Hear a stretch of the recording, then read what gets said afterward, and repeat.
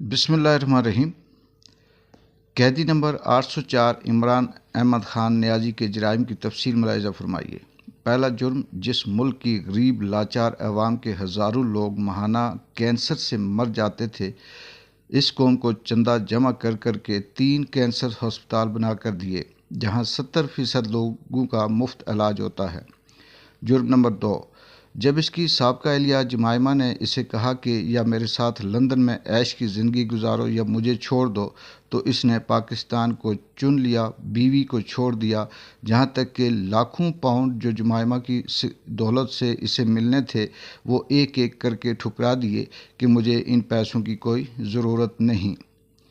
تیسرا جرم، 40 سالوں سے ایک دوسرے کو سیاسی اقتدار بانٹنے والے سیاستدانوں کو عوام کے سامنے اس نے ایکسپوز کر دیا۔ بچے بچے کو سمجھ آ گئی کہ یہ لوگ عوام کو بیوقوف بنا کر بار بار باریاں لیتے رہے اور ملک کو تباہ و برباد کر دیا، اور جب اسے بار بار کہا گیا کہ تم بھی آؤ اسی نظام کا حصہ بن جاؤ، آؤ تیسری باری لیتے رہو، تو اس نے کھل کر انکار کر دیا کہ اس ملک کو، قوم کو لوٹنے والوں کے ساتھ اتحاد نہیں کروں گا۔ چوتھا جرم، اس نے اپنے اقتدار کے دوران مسلم دنیا کو اکٹھا کرنے کی جسارت کی، حرمت رسول صلی اللہ علیہ وآلہ وسلم کا مقدمہ عالمی برادری کے سامنے رکھ دیا اور دنیا کو مجبور کر دیا کہ وہ ہمارے نبی پاک صلی اللہ علیہ وسلم کی شان میں گستاخی کرنے والوں کو پاگل قرار دیں، اور اس کی تو قرارداد بھی پاس کروا لی۔ جرم نمبر 5، اپنے اقتدار کے دوران مال بنانے کی بجائے غریبوں کو 12,000 روپے دینے شروع کر دیے، ہر خاندان کو 10 لاکھ روپے کا مفت علاج کروانے کے لیے صحت کارڈ جاری کر دیا۔ چھٹا جرم، جب ہندوستان نے مقبوضہ کشمیر کا اسٹیٹس زبردستی بدلا تو اس کو بھی عالمی برادری کے سامنے رکھ دیا، اس کے ساتھ تجارت یہ کہہ کر بند کر دی کہ جب تک تم کشمیر کا اسٹیٹس بحال نہیں کرتے تم سے تجارت نہیں کروں گا۔ ساتواں جرم، جب اسے پوچھا گیا کہ کیا ماضی کے سیاستدانوں کی طرح آپ بھی امریکہ کو اجازت دیں گے کہ وہ پاکستان میں بیٹھ کر افغانستان پر حملے کرے، تو اس نے کہہ دیا ایبسلیوٹلی ناٹ۔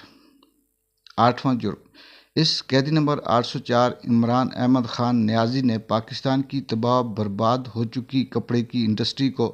دوبارہ شروع کرنے کی جسارت کی، جہاں تک کہ اتنی لومیں چلا دی کہ کام کرنے والے کم پڑ گئے اور دنیا جہاں سے پاکستان میں کپڑے کے آرڈر آنا شروع ہو گئے۔ جرم نمبر 9، جب اسے اقتدار سے زبردستی نکال دیا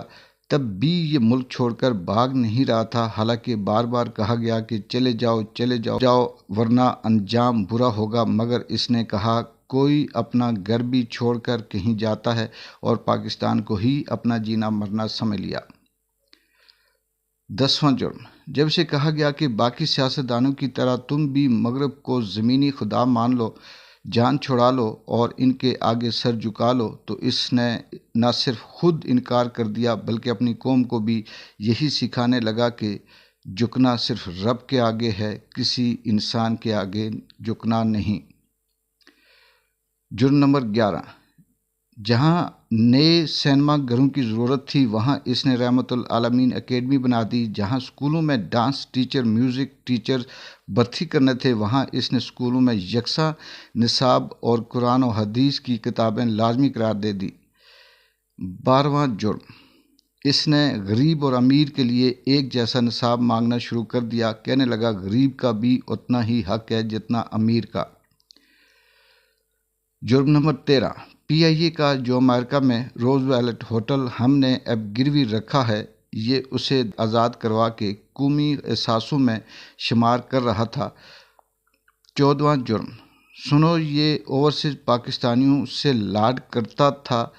انہیں ایک باپ کی طرح سہولیات دینا شروع کر دی۔ بیرون ملک وفات پانے والے اوورسیز پاکستانیوں کا جسد خاکی پاکستان لانے سے لے کر تدفین تک کا سارا خرچ بیت المال سے دینے لگا۔ بیرون ملک جیلوں میں قید پاکستانیوں کو آزاد کرا کر پاکستان لا رہا تھا، اور یہاں تک کہ اوورسیز پاکستانیوں کو ووٹ ڈالنے کا حق دینے لگا تھا۔ جرم نمبر 15،